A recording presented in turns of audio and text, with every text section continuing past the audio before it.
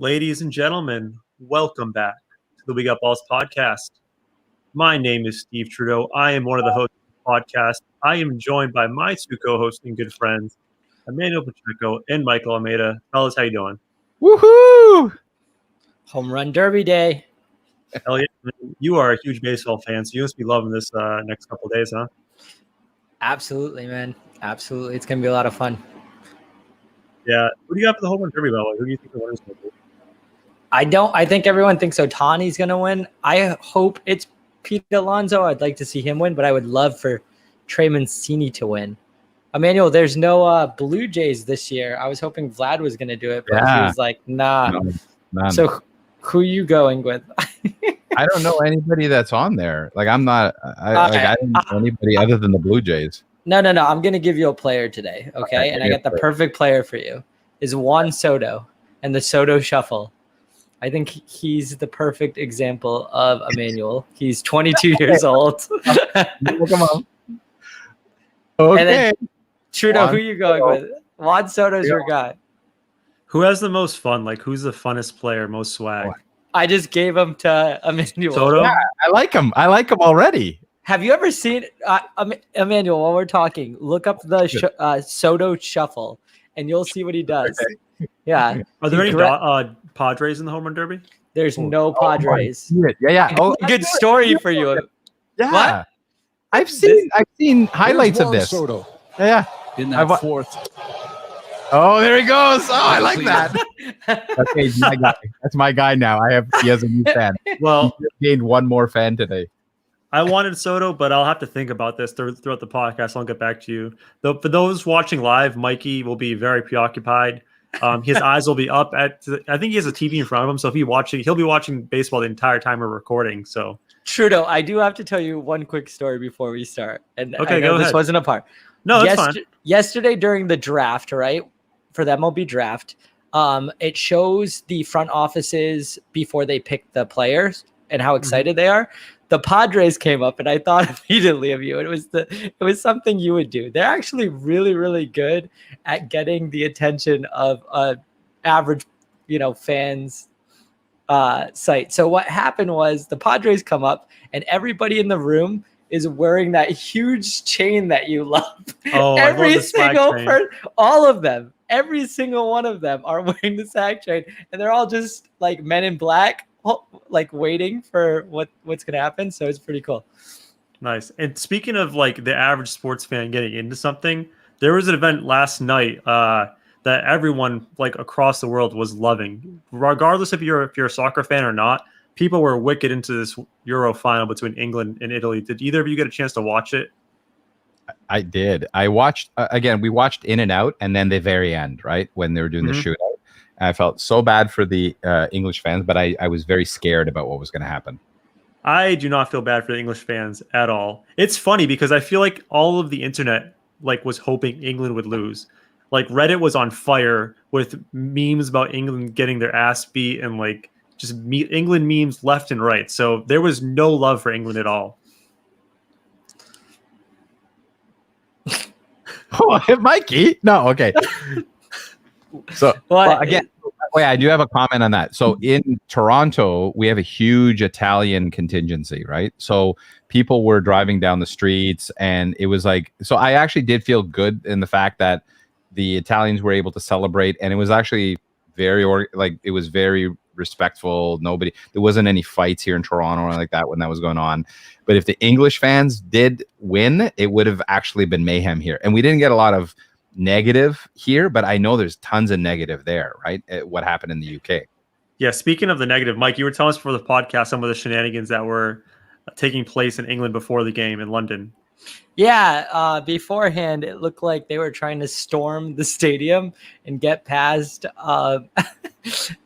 security. And I saw one guy I felt not really bad for. He got through, but then his partner in crime got put to the ground through the big crowd trying to push through, and you could see him trying to pull him out, and he was like, nah, screw this, and then he bolts and just leaves him there while the guy's standing like Mufasa, kind of hoping for someone to help him.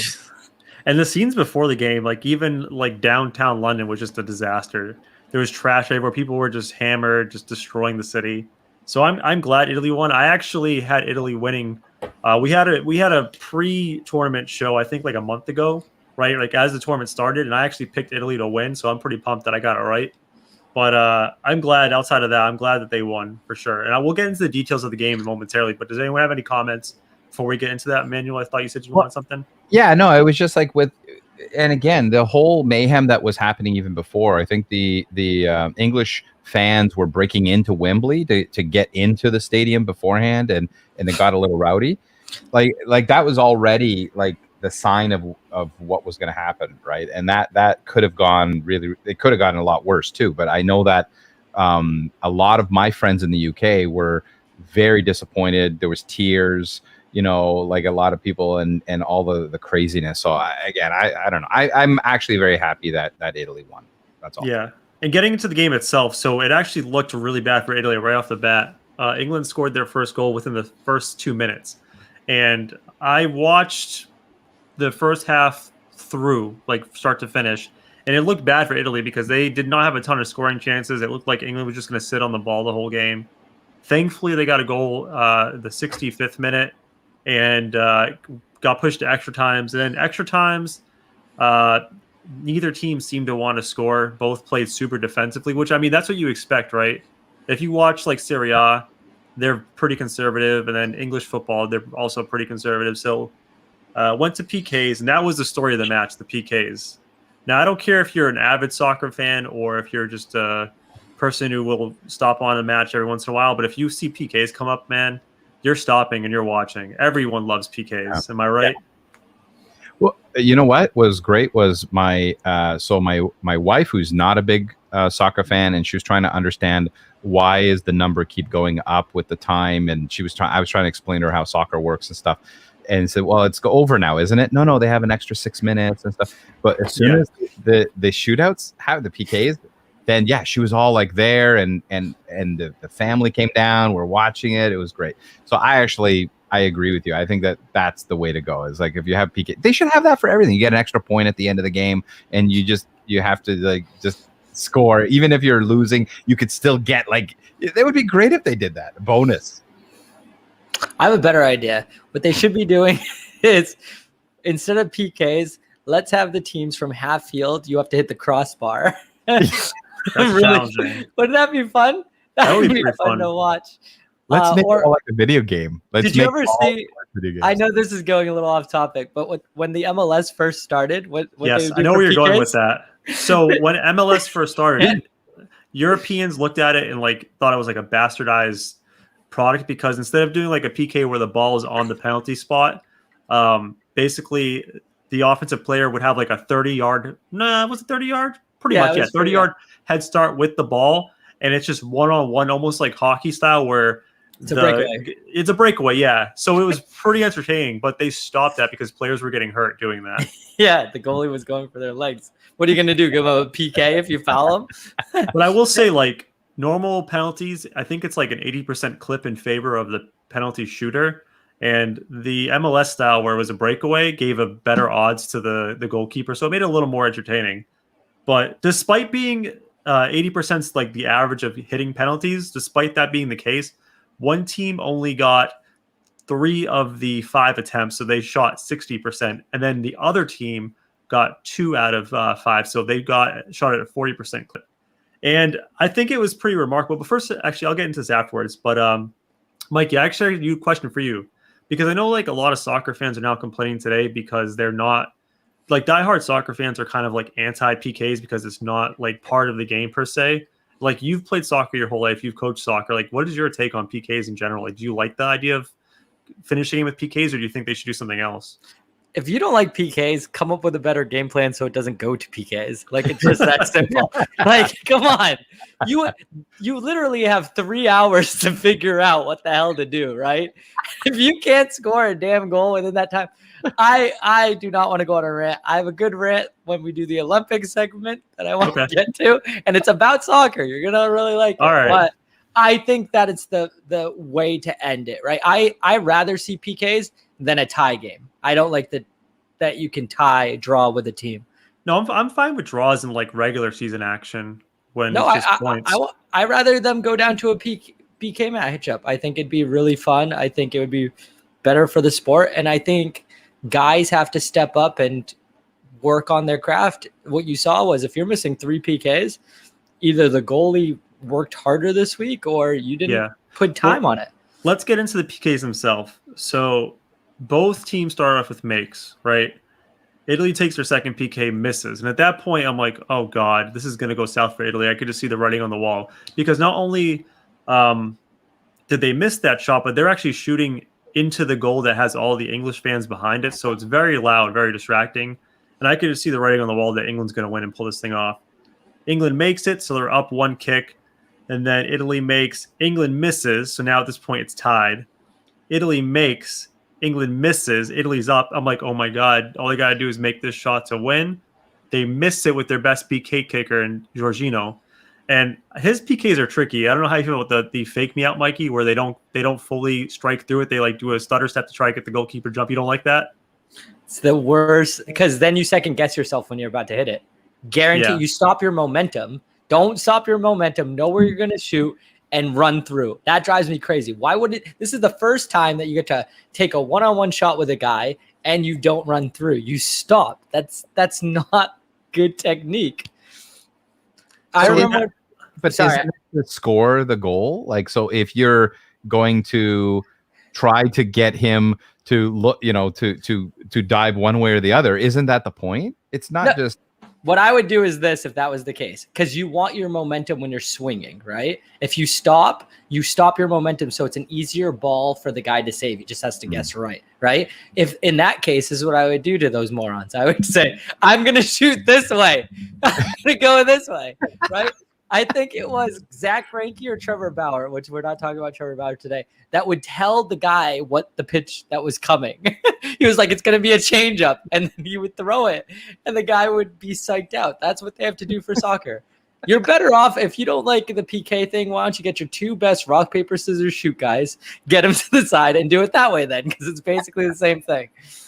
I'd like to see them fight, like 2 guys physically fight, like have a UFC match in the middle of the soccer pitch. Oh my God! Then the Italians would do this every time. He didn't go. He hit him every single time. This should be their logo. I love that. Not their thing. I love that. Every single time they're like. But wait a minute. King claws. I saw one of the Italian players. I think it was the Italian player where he grabbed the English player's jersey and literally. We can talk about that. That's Chiellini. Oh, that was so bad. Mikey, I don't know if you saw it. It was the end. I believe it was the end of regulation. Yeah, something like that. It was something like that. It was close to the end of the game, and Chiellini grabs the English striker by his jersey and rips him down. And my first thought was, "Oh my God, that's going to be a red card. Like he's going to get ejected. They're going to have to play down 10 men." And he only got a yellow. And the crazy thing, Mikey, is I've seen people like get flicked and get yellow cards, and this guy was ripped down, and he only got a yellow card. It was bananas. All right, guys, I'll tell you really what happened in this game, okay? And it's kind of the We Got Balls podcast's fault why England lost. When we brought those Irish people over and we told them we cut them from the show. Scottish. Don't call them Irish. They were Scottish. They were Scottish. Whatever they were. They definitely put some kind of Hanks or something on things because we liked the English people better at the time. Yeah, I bet you there's a lot of Scottish people that are very lovely and love Disney and are great people. So I just want to get back to the PKs and wrap that up. So as far as like the actual misses, the 5 misses that occurred, the 2 Italian misses were saves. The first strike was a great save on the first save, and the second one, Mikey, he did the thing you don't like with the little stutter step. Jorginho did it. And because he did that, he took like a really shitty PK, didn't get to the far corner. It was saved. But then the English misses, one. Here's the problem, Mike. And I want your opinion on this as well as a soccer coach. So the English coach subbed out 2 defensive players in the last minute of the match, put in 2 offensive players. So these players have played the total entire game of 2 minutes.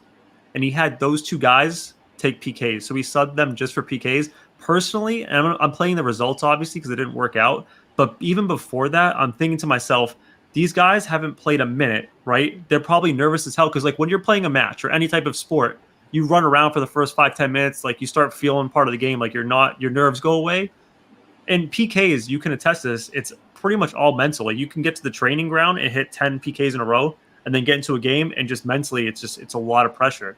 So you put these guys right in the game, they haven't got any action and just like, all right, for the whole tournament, make some shots. I hated that move. PKs are like in basketball when you have a foul shot at the end that you need to sink, right?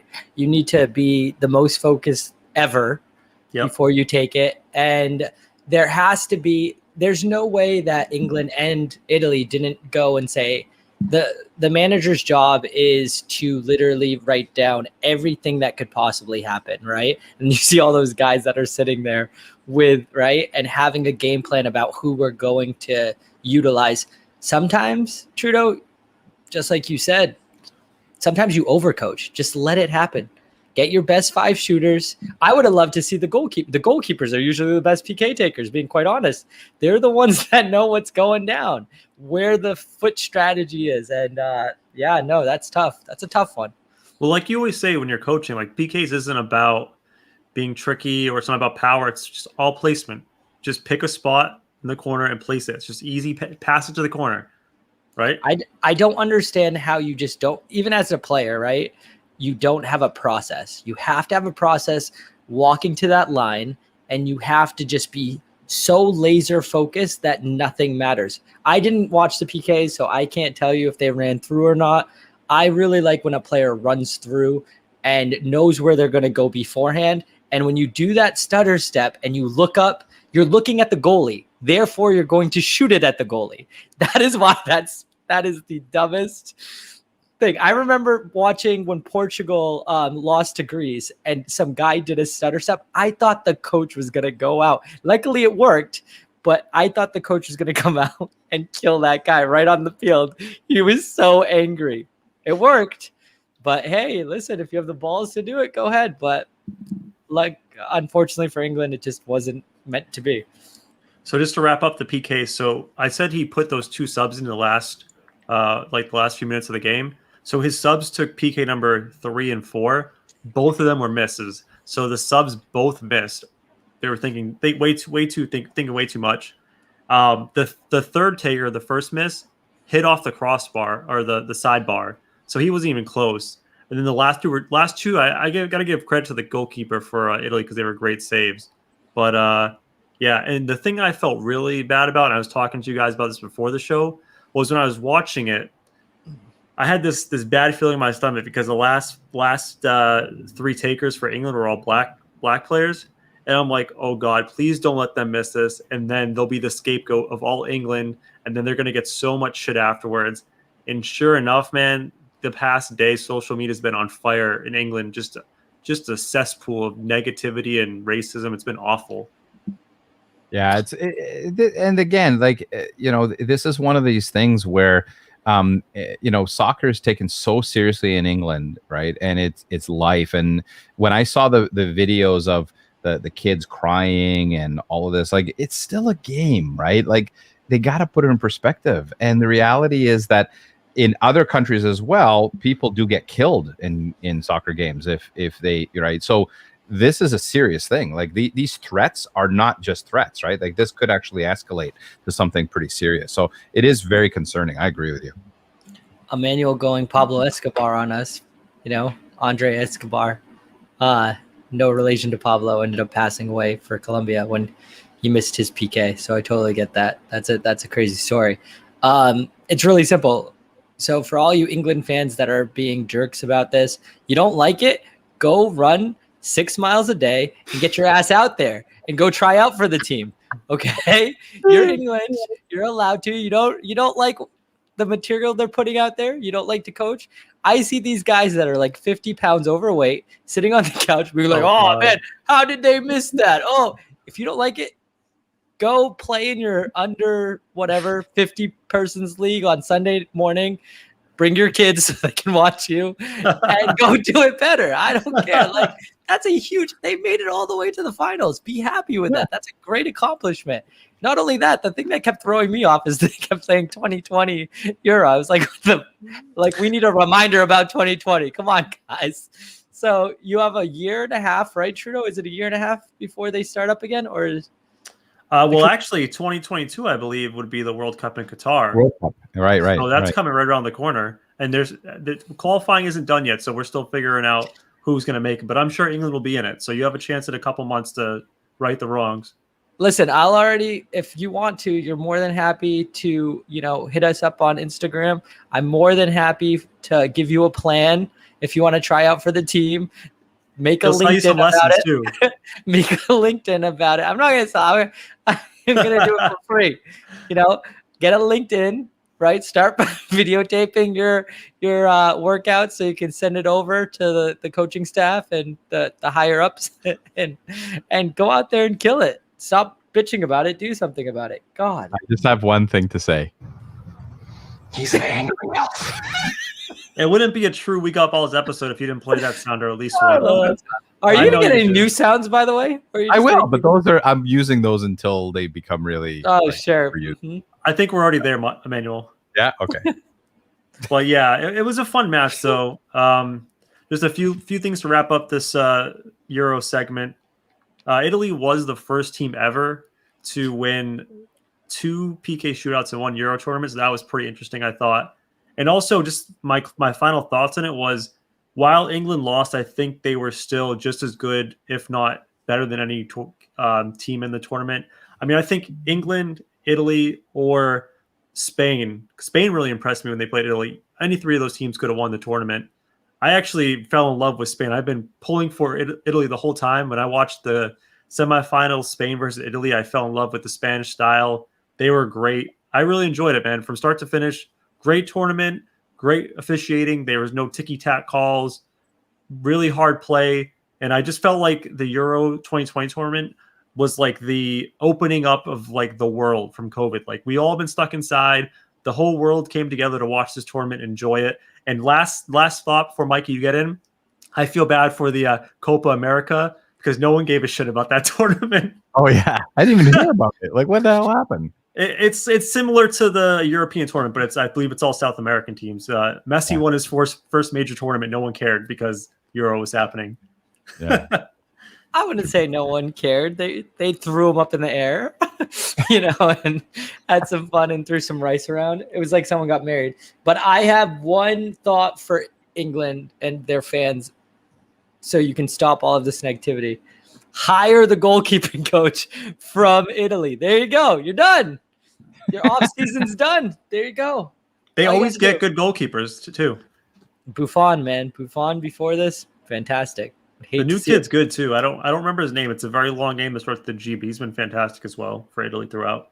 So remember, you said they've been really good. This guy Spinelli or whatever, something Nelly. Spinazzola, they're still forward. No. That's the goalkeeping coach. I looked up the goalkeeping coach. Okay. Coach. I'm sorry. Go grab him. Pay him what he wants. I don't know what that is in pounds if it's any different, but pay him what he wants. Pay this guy. But yeah, all right, moving on. What do we get next, Steven? Well, I want to let you get into some MLB stuff because I know you're watching it right now, the pregame for the Home Run Derby. So the All-Star games this week, obviously, I believe it's tomorrow. We're recording on Monday, so I believe it's Tuesday night. And I just want to get your opinion, man. Are you excited for this All-Star game? I'm actually more excited than before just because we didn't get one last year. So I think it's going to be really fun to have all the players there. It's going to be a full stadium again. And we just have so many young, bright stars. It sucks what happened with Acuna Jr. a couple of days ago with him tearing his ACL and him being one of the top 5 best players. But it looks like, most guys besides Steven's Houston Astros, who all declined the All-Star game, they are not going. They're better than that. They don't need any of that. They're above that. They have real championships to win. They're too busy. They have to replace their fake ring. So it's going to be really fun. It's going to be really fun to just watch them all get out there and, see some players. A lot of players that they're on bad teams like Baltimore and Texas this is going to be their chance to showcase and hopefully get traded out of their situation. So it'll be really fun. And we're in Colorado, so the balls are going to be flying out of that stadium, which will be really fun. So Emmanuel, what are you looking for? You have the most starters for any team right now in this MLB All-Star game. So you have a lot riding on this right now. The Toronto Blue Jays have the most starters out of any team. Well, see, the thing is and again, the Blue Jays, Leafs, even the Montreal Canadiens, but it's like the country is behind it, right? So obviously we're going to support it. So it's like one of these things where we're very glad, but if you ask any Canadian who the actual players are, they probably won't know it. They probably will not know it. Do you know why we're laughing at you right now? Why? Mikey, do you want to tell him or do you want me to tell him? Just like those stupid things you play over and over again. That's always your segue. It's a signature line, folks. Anything that says starts with Canada. Yeah, that's mine. Your whole country. The whole country's behind it. Anything that's Canadian. But you it's can't true. even win in the game you created. I know, but it's the same thing. If you ask a Canadian who the prime minister is on the street, they won't know. If you ask them who the American politics, they'll tell you exactly who the speaker is of the House of Congress. But the reality is, for sports in Canada, you're around the team, but each of the players, they probably will not know the players. Like Nick Nurse, you'll know him from the Raptors. That is a big name, and you'll know him. But none of the others, a lot of Canadians will not know.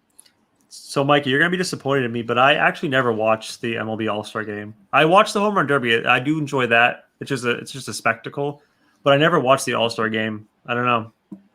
I just find it to be – it's an exhibition. That doesn't mean anything anymore, right? Because they removed the stakes on the game. I wish they kept the stakes, by the way. That's a good point. I'm with you. I agree with you on that. I think also, like, your best players, like, you'll see – some of the good players, but they only play like 1 or 2 innings. They get pulled really early.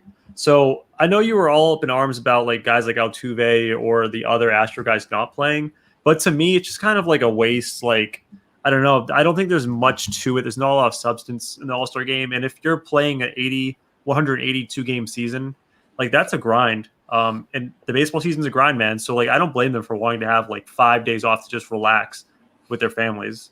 It's easy for us to say when we're on this side, right? I would be the same way with you, Trudeau. I agree with you. If I'm playing that many games and having that many overnight stays and I make an all-star game, I'm like, thank you, but nah, I'm good.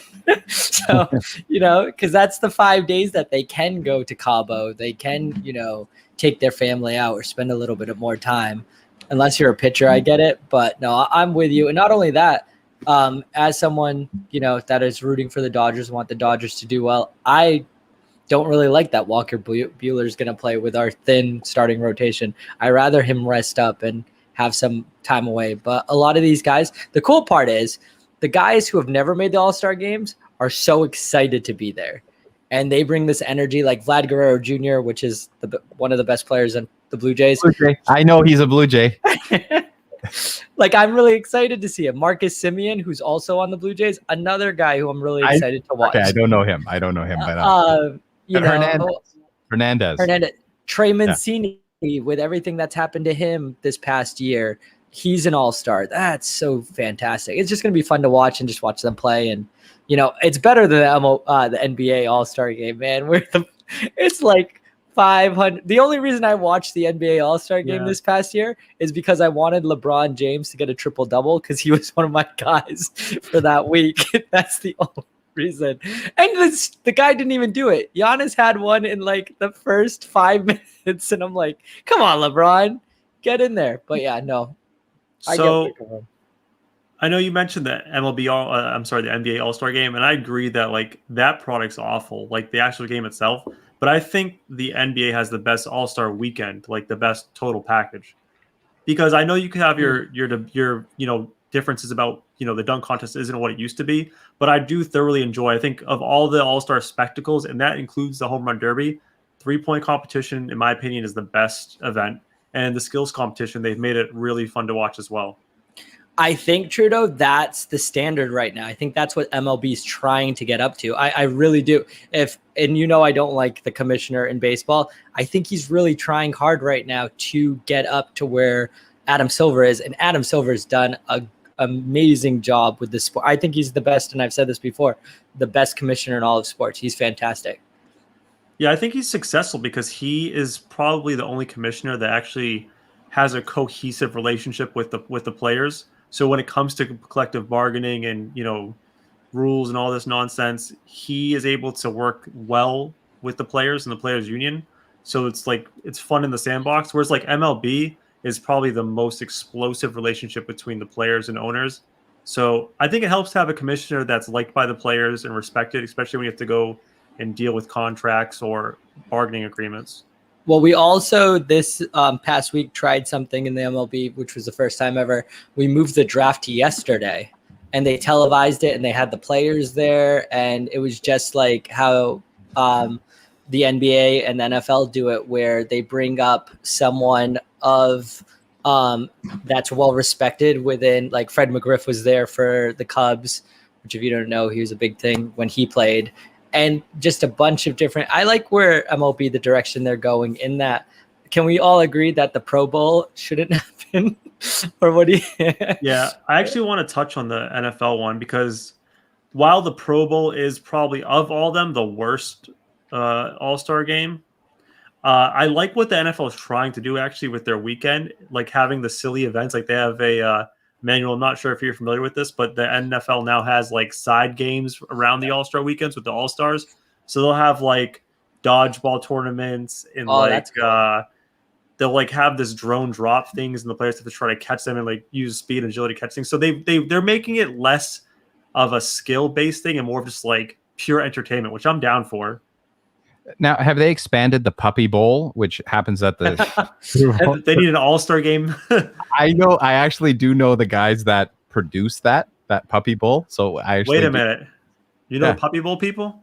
Well, I do know one of the guys that produces it. Like he actually produces the Puppy Bowl guy. When's he gonna join us? Forget your boy Dale Murray. I want the Puppy Bowl guy. Yeah. I want the Puppy Bowl guy though.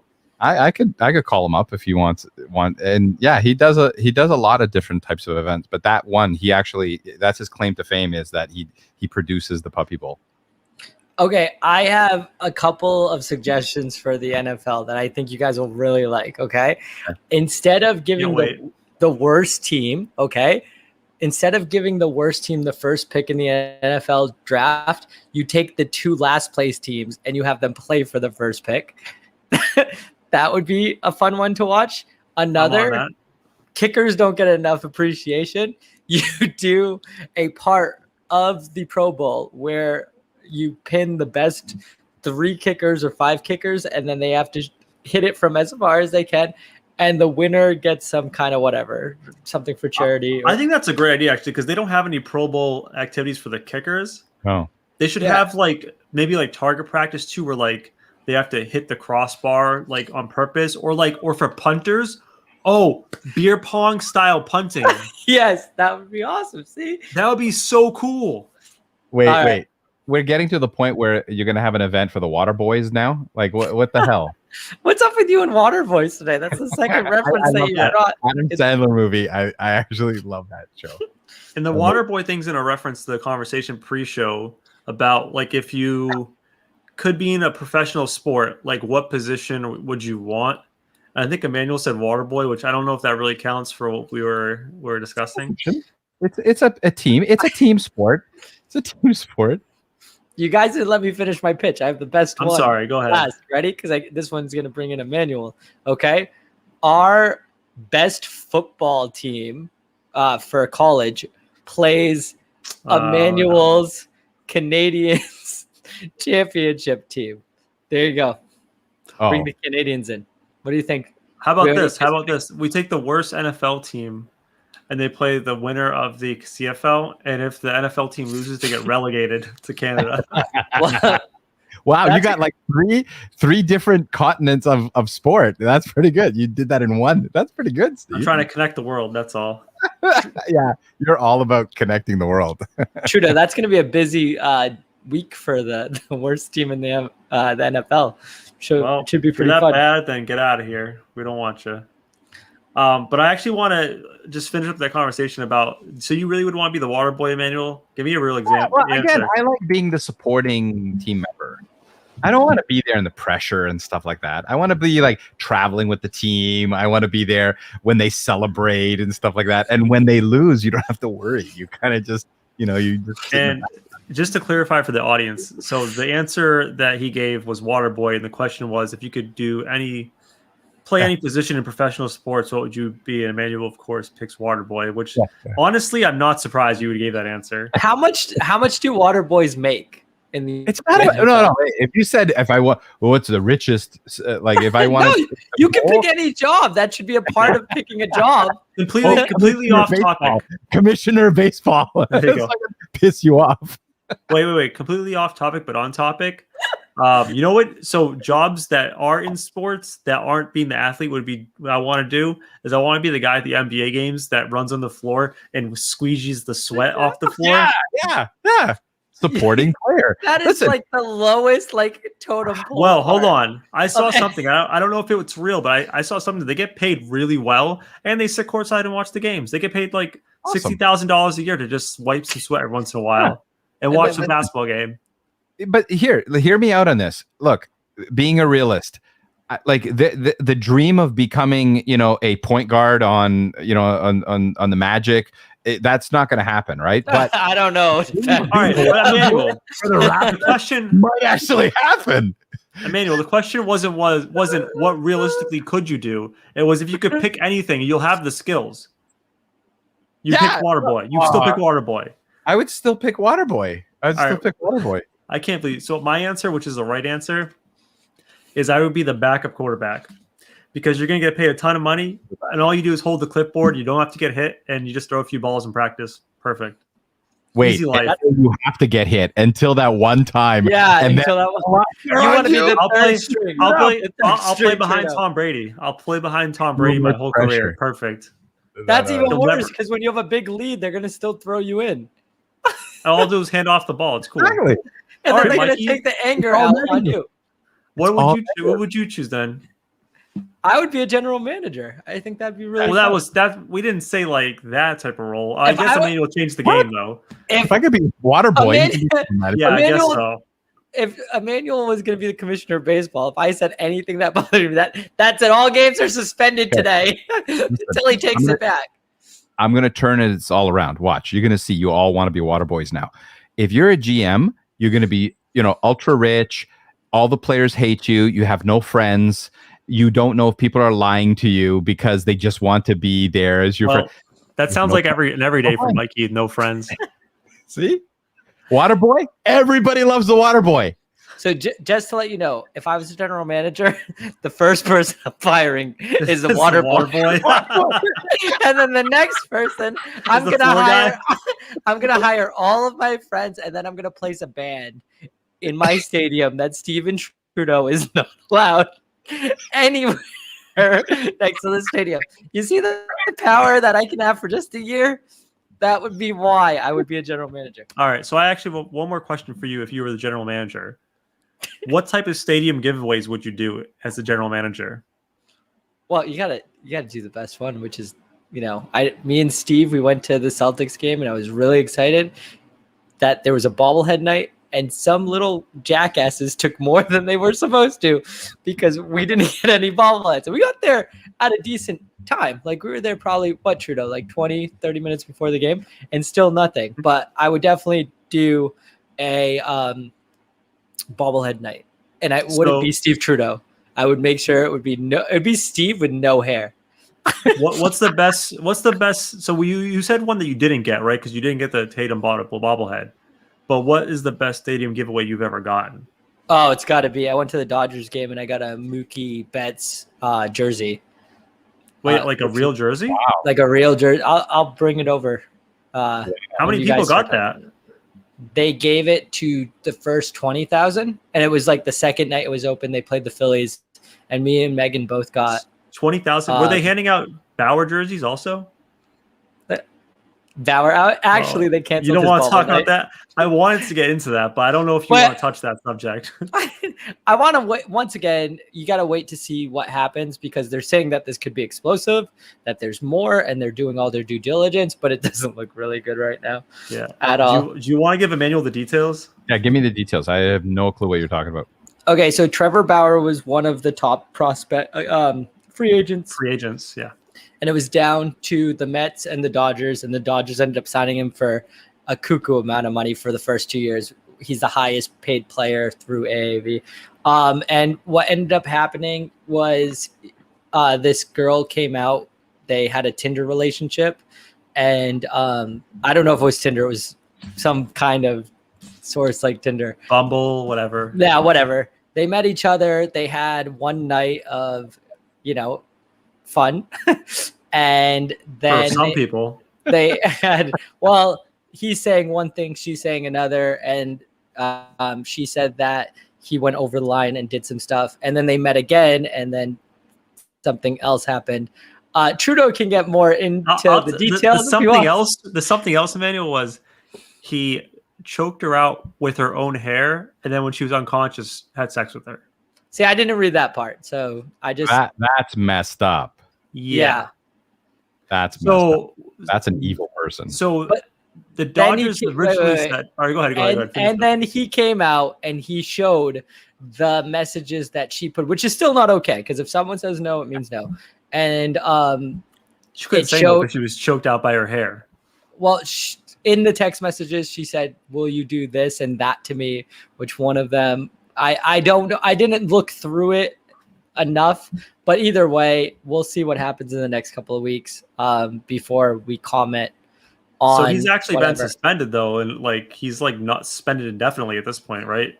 No, he's not suspended. So what happened is the players' agreement is when there's an investigation going on, he's out from the team for 7 days with pay, and they've recently saw that they want to do more investigating, so they give him another 7 days. So he's out for the next 2 weeks. So it's already been a week, another week. I'm gonna just say a little look ahead prediction is I think those 2 weeks are gonna turn into the rest of the MLB season this year. We'll see. Once again, I want to see what comes more of it. I say that because they've already pulled all of his merchandise from all of not only the Dodgers team store in their stadium, but MLB.com, all gone. So there's some serious maneuvering going on behind the scenes to erase this guy from the season. Yeah. It's very similar. And I know me and Trudeau talked about this earlier in the week. It's signs of what happened with Aaron Hernandez when he got brought in, where they took all of his merchandising out. At first it started off with let's wait and see, and then obviously the details got really, really crazy. So that's what's happening now. And I think we should just clarify before Emmy gets in is when you hear Aaron Hernandez, you think of murder, but I think Mikey's just saying he wasn't there was some suspicion at first, and it grew and grew and grew and grew. So I think Mikey's just saying not that Trevor Bauer is a murderer, but this thing could start snowballing into something huge, right? Yeah, absolutely. And that's what I'm saying. I don't know, because if you looked at, I did see what the police department said, and they said they weren't ready to do anything yet because this could be bigger. And if it is bigger, then his ass should be out of the league and he should be in a jail. So listen, if you win the lottery and become an amazing sports figure and you are on a team, that's a very hard thing to do. And it's a very few select people that can do it. You are a role model for a lot of people and sports personalities. And the fact that you're doing things like that, and even if she said to do it, I don't think that gives him a right to be an evil person. I don't think that and he should be kicked out, and he should not be a role model, and he shouldn't be playing sports if it's true. Now, and I'm not trying to justify anything he did at all, but when you become that rich and that famous, you start thinking you're untouchable. You start loving the power. And I'm sure that there was at first some sort of agreement to meet up and have sex, which that was what both sides say. But I don't think there was an agreement to do what exactly happened. Like I said, we're all speculating here. But, if you have that much power in your everyday life, it sometimes, on the mound, let's say you have that much power as a pitcher or whatever, you start getting adoration of fans and you feel like you're untouchable. That stuff starts to bleed into everyday life. I mean, just look at NFL guys, or MMA or in NFL, right? Their whole career is violence. And it's I heard a funny quote about NFL guys is all these things that happen in like, their everyday lives when there's domestic violence. It's just football players forgetting to turn off the football. Right. Well, So like, but I know it's not an excuse. What I'm saying is like, there's a mentality when you're this professional athlete that you're untouchable, that you're this god or whatever. And unfortunately, these people don't always know how to like control themselves off the mound or field. All I know is that would never, ever, ever happen to the water boy. I love the tie back. I got to bring it back. I think we should move off this subject. We didn't talk about this pre-show, but it was something I kind of wanted to touch on, and I apologize because I'm always bringing us into the darkness. He's a dick. Yeah. Go ahead, Steve. Go ahead. He likes ambushing us. Steve, what is your favorite giveaway? The tow truck giveaway? Is that your favorite? Yeah, the tow truck giveaway. So tell us when you went to the Red Sox game. We would like to know your experience. What would you rate the overall night? I know what you want me to get into, and it's just I wanted to put this in my past, but I guess we're gonna talk about it right now. Wait! Can I take a guess that you parked in the Waterboys parking spot and they towed you? Is that pretty much what happened? Yep. Imagine Steve coming out of the stadium like, this is where we parked. He's in denial. He's like, I think we parked here. He starts circling for 40 minutes, and then I'm like. All right, I'll explain what happened if you guys want to stop laughing. I want to hear. Go ahead, Steve. So I went to the Sox game on Friday, and let's just be honest, the parking in Fenway is just absurd. It's like $50 minimum anywhere near the park. So I had two options. I got there early. I could have tried to park at North Station and take the T in, but I thought to myself, I don't want to. This is awful, but I'm like, I don't want to wear a mask on the T. Like, I'm not anti-mask, but I've got my vaccination. Like, I've been going throughout my life without wearing a mask for like a month now. So I'm like, I don't really want to deal with that hassle. So I parked. I'm like, I'll try to find parking next to Fenway. Drove around Fenway a few times, and I found a spot that said no parking between the hours of 10 p.m. and 6 a.m. The game started at 7. Now, Mikey loves baseball, so he knows these games can last forever. But I thought to myself, all right, I should be out by 10 p.m. or like Yeah, that was the first mistake. I actually left the game early, and I'm actually going to send this invoice to Garrett Richards because him being an awful pitcher cost me $200. Because what happened was the first 3 innings, it was like 5-7. So like the first 3 innings lasted 4 hours, which is absurd. I left the ballpark at 10 o'clock, and it was a 15-minute walk. So I'm like, okay, I'll get to my car at 10:20. Like, a decent person would think, all right, I should have like a 10, 15-minute grace period to get to my car before it gets towed. I walked all the way to my car 20 minutes after 10. It wasn't on like the tow truck. It was completely gone. So those suckers were there at like 10:05 towing my car. The worst people, man. I hate tow people. They are the scum of the earth. And not all tow people, but just the tow people that like are out there to steal your car. How is it not thievery? I'm literally crossing out any kind of tow company that we'll ever have for a sponsorship on this show. Yeah, we're going to kick them all out.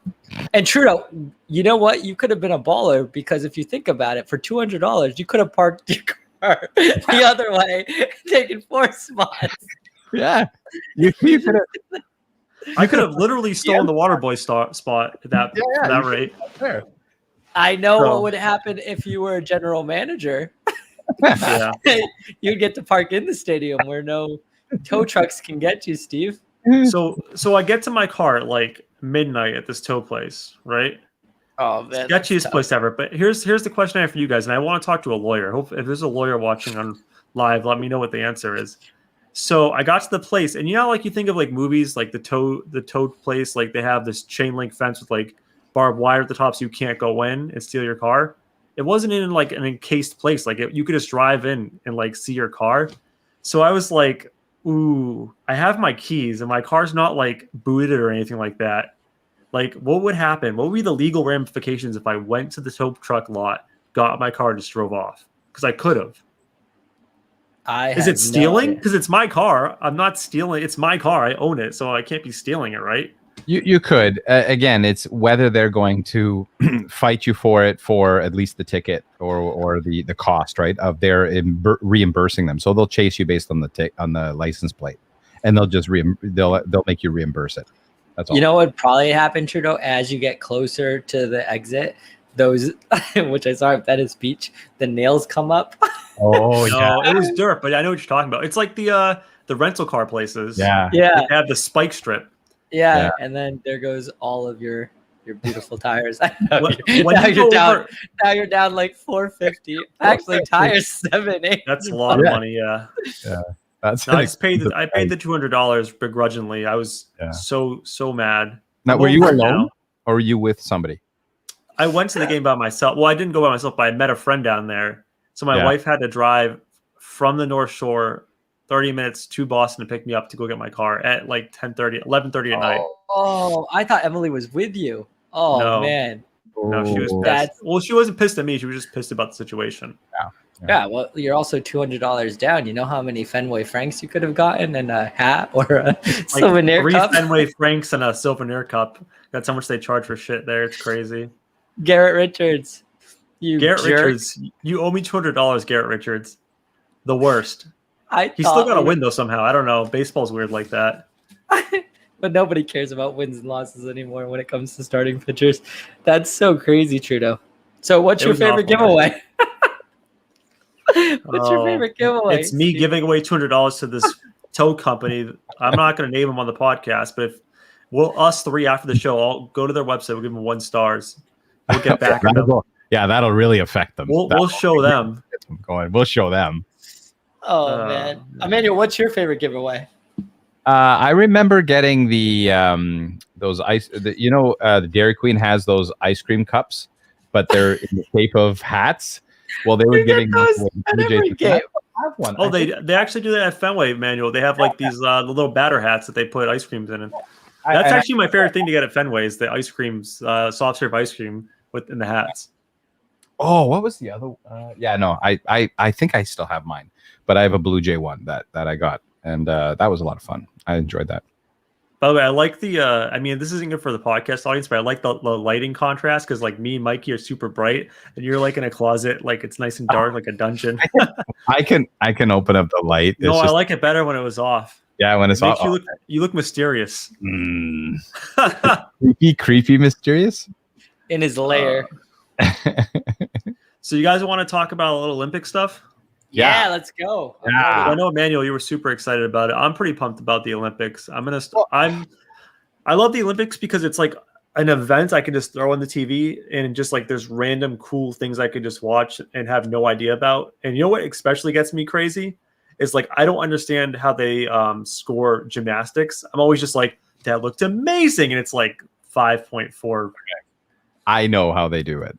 So I do know from the dance world and knowing the scoring systems and stuff like that. I do know, and it's a lot. It's very biased as well for a lot of things, but there is and again, I love sports like diving. How the hell do you score diving?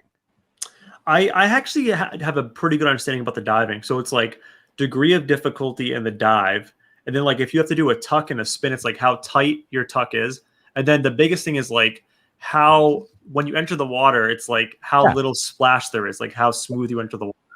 That's it. But that's my wife will sit there with me and say, "Oh, that was a good dive." Why? Because the water didn't splash as much. Can I say though? That's what I do that with the gymnastics. Like if anyone just looks cool when they stick the landing and they like throw their hands really aggressively, I'm like, that must have been great. Like she threw her hands really hard. Wait, so are these like who are these judges? Paula Abdul, Randy Jackson. Okay, then they're legit. I was gonna say, if I don't like someone, I'm not gonna give them a good grade. It's just that simple. I know, but so all the judges have to be affiliated with that association, right? Because the Olympic committees and each country has its Olympic committee and the judges that are coming from those countries, so they have to be affiliated. But let's say Trudeau did the most amazing dive that actually was a reverse dive, and he could jump right back on the platform and all that stuff. I'd still give him a 2. I'm just picturing him doing that move. You're a good friend. I'm just picturing that move for him to go get his car in the tow truck. Next up, Steve Trudeau, Rob's Auto Garage. Okay, wait a minute. Okay, you guys remember the show? There was a TV show. It's the US, I think it's NBC. And it was a diving show.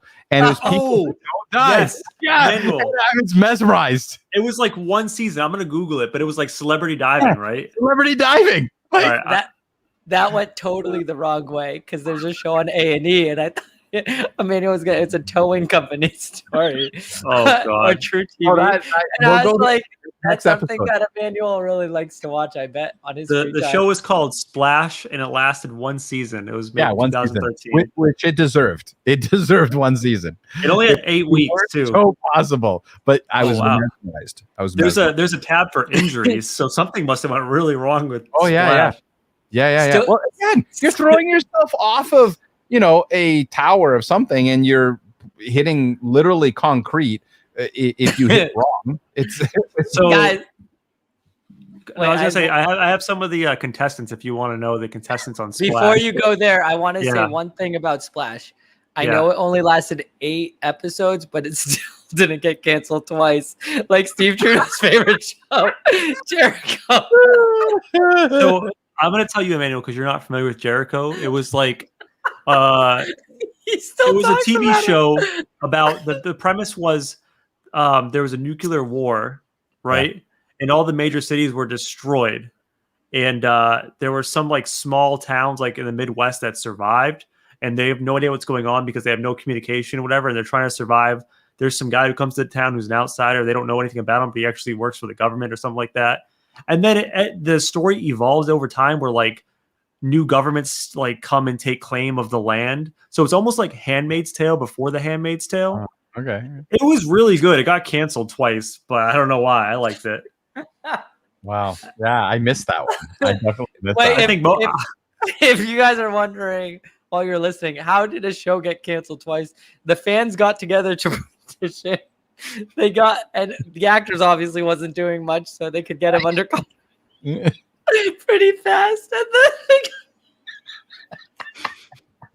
then hey, listen, it had 2 good runs and then 2 bad runs at the end. 2 bad runs, maybe? Yeah, I don't know. But this Splash, I just want to put a ball on Splash really quick. So I don't know all the names, but so Ndamukong Suh was part of it. Louis Anderson.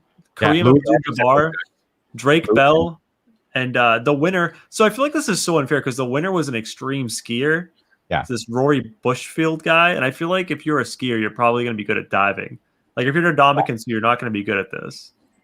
Yeah, no, 100%. But that's the thing. It's like Dancing with the Stars. If you get like, a former athlete or somebody who actually has, oh my has God. Moving. Yeah, it was, but that show itself was mesmerizing. It was very. I'm reading. There's a whole tab on Wikipedia about Splash and all the injuries. There are so many injuries. You ready for this? What happened to my boy Louis Anderson? Did he get poor guy? I like Louis Anderson. He withdrew. Yeah. He just quit. No, it was not good. Good. So yeah, this obviously was not a good idea of a show. No. The winner ended up by suffering a ruptured eardrum. Yeah. One person had a back injury and had to withdraw. Another one, Drake Bell, tried to dive that he didn't practice and got a concussion and 2 black eyes. Yeah. If you hit another person fell on her back and couldn't walk after. Yeah, but you're hitting cement. Like this is a dangerous thing. If you don't know how to do that, it's like a dangerous thing. Who came up with that idea? It's like stupid. Whoever made Jericho probably came up with it. Oh yeah.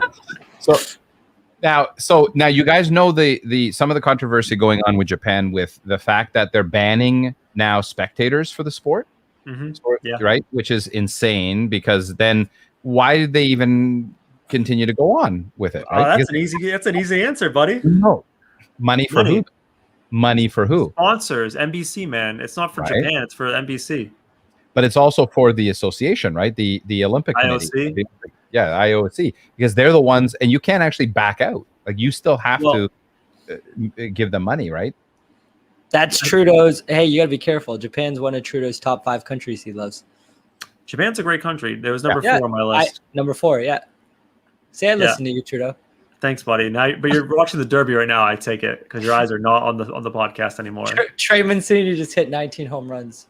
Not bad. No, but as far as like why they're still doing it, it's obviously the money. There's huge money in sponsorships during the Olympics. Like even at the stadiums itself, sponsorships everywhere. And then the commercials are nonstop. So NBC paid out a ton of money or got paid a ton of money from various sponsors, especially like Visa and stuff. And if they don't have the Olympics, if they just canceled it completely, all that sponsorship money would have to be reimbursed, and they are not willing to take that hit at all. I know for a fact Japan does not want to have these Olympics. Like the government there, the people don't want it, but they're just like, it's tough luck. Like there's so much money involved from around the world. It's going to happen. Well, I'm hoping again for me, it's again, I love watching the sport, but without fans in the crowd or, doing that, then it just seems like it's a little bit, I don't know.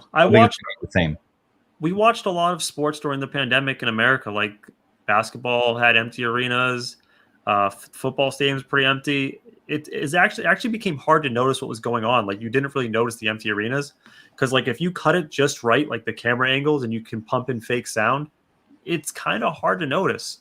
No, but this is the point. The athletes, I think the pressure of having to perform in front of, I see your point. I think that adds to the whole mystique of being an Olympian, right? Because if you're there and you just, okay, well then you have to do this and nobody's really there. I don't know. I don't know about that because here's the thing: like you watch the track and field athletes, right? Yeah. You look like someone throwing a shot put here, and then across the way they're doing a javelin, and over there they're doing a disc throw, and you got people running track. There's so many events going concurrently. Like no one's really focused on one thing. It's not like you're playing, it's not like the NBA finals where you're taking a free throw. Everyone's watching you at the line. The Olympics, everyone's kind of watching different things. The only thing that's different maybe is like swimming. Because like there's only one race going on at one time in the pools. But even then, like you're underwater, you have no idea what's going on. They should do diving and the swimming at the same time. Can you imagine? That would be awesome. My question is, do they get to like pick their food or do they have to like go out to eat? Like, do they get to just walk around and get food? You know about the Olympic Village? That place is dope. The Olympic Village. Right? But in Japan specifically, it's going to be absolutely insane for security, and there's not going to be, because they're already worried about COVID, right? They're already worried about the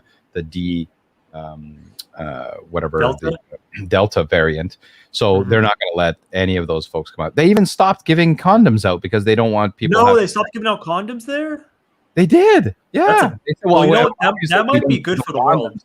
Obviously, we don't give them condoms. They're not going to have sex, right? Obviously, there's going to be a lot of Olympic babies now. Like the best athletes in the world are going to come out of this Olympics. Yeah. As far as babies being born, that's a good point. They definitely kept giving out condoms. I don't think that's true. They have to keep giving out the Olympic condoms. Okay, so who are you guys?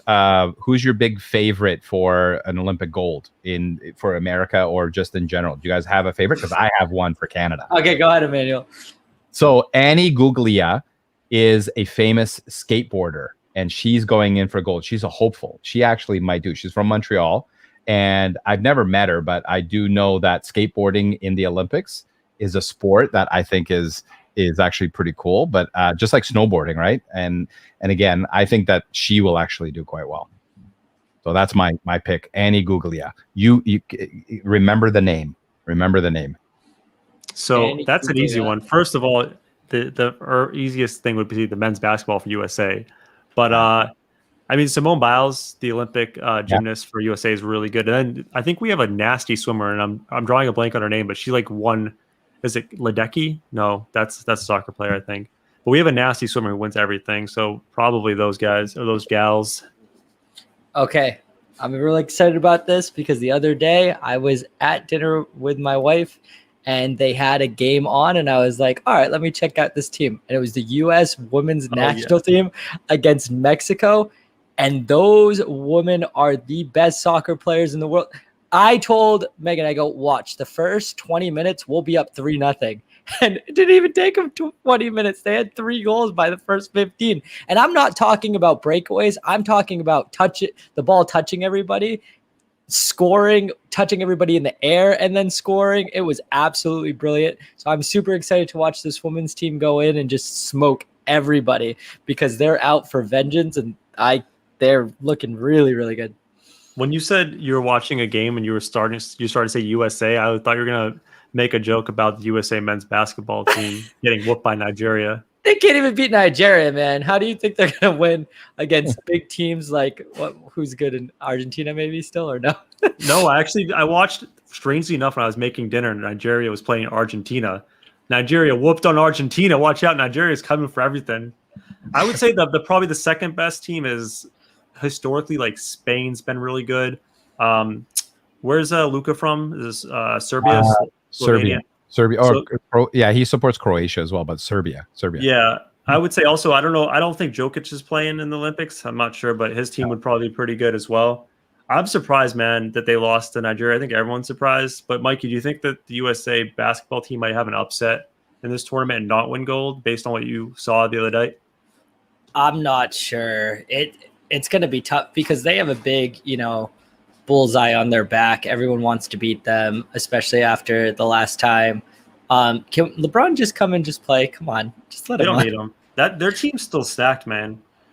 Their team's stacked. They obviously need him if they can't pull a game against Nigeria.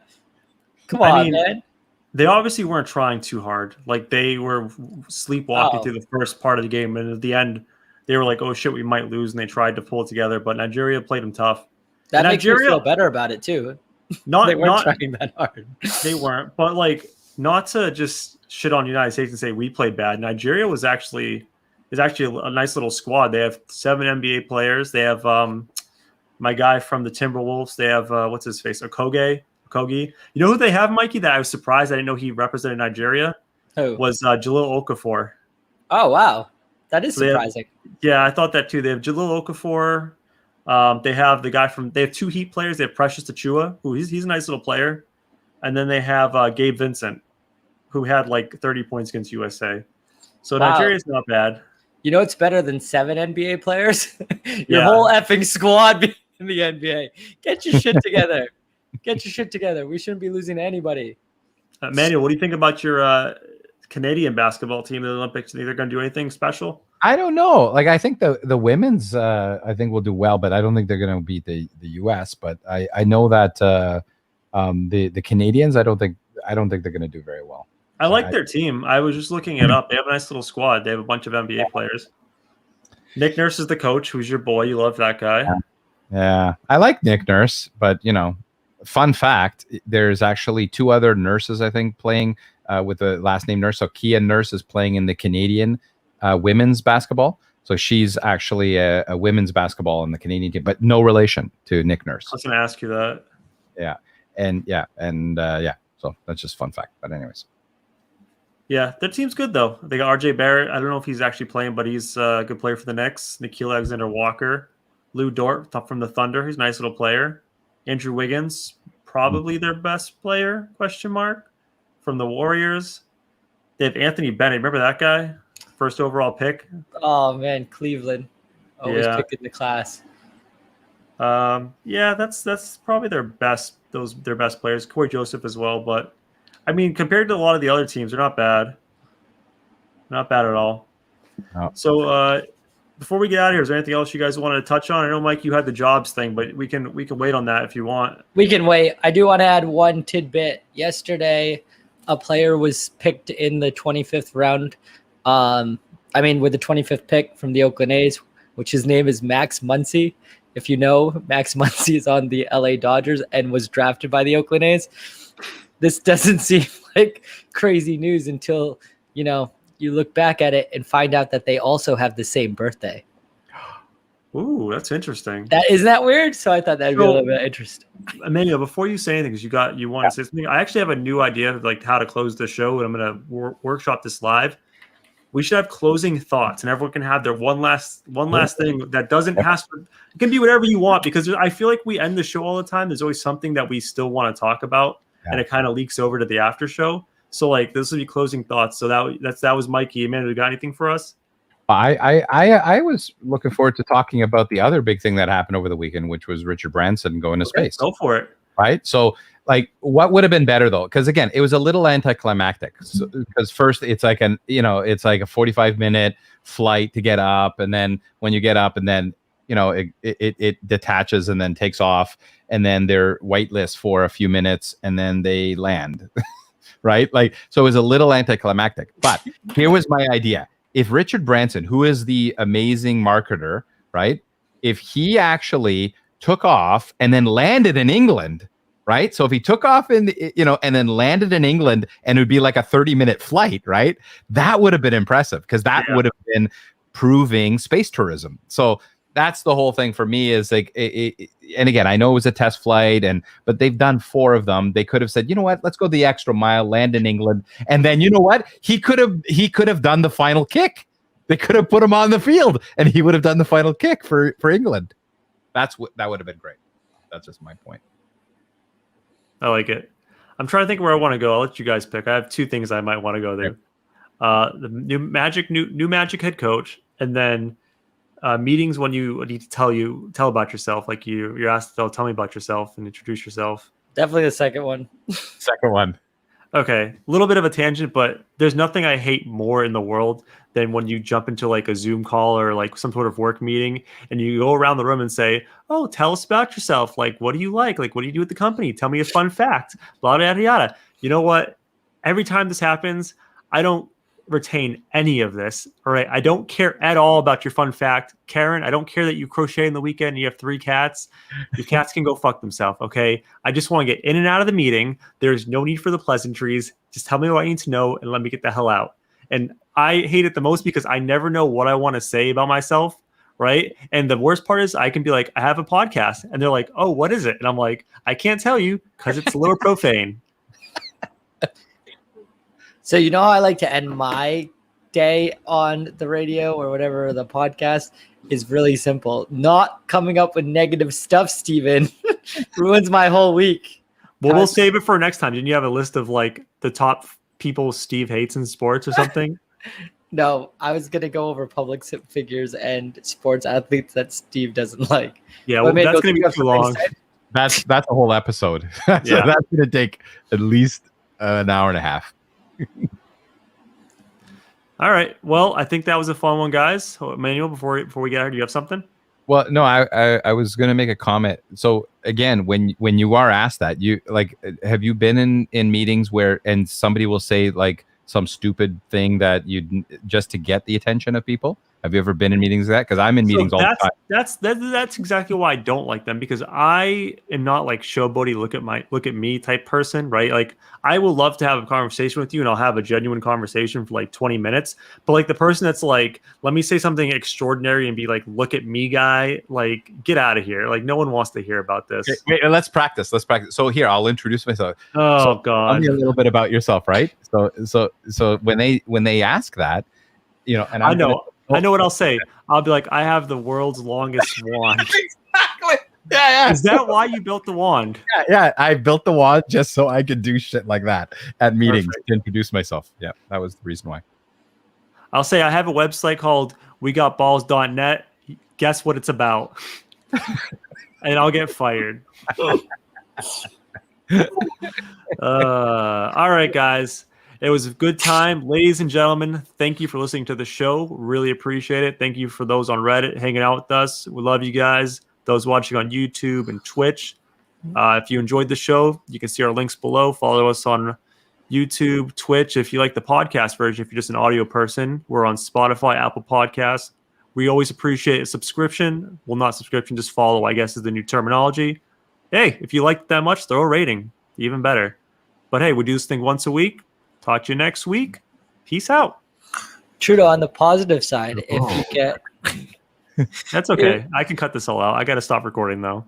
Trudeau, if you get fired, you can fire up the old resume and get that job at the basketball courts that you like. It won't be in the NBA. It'll probably be on purchase.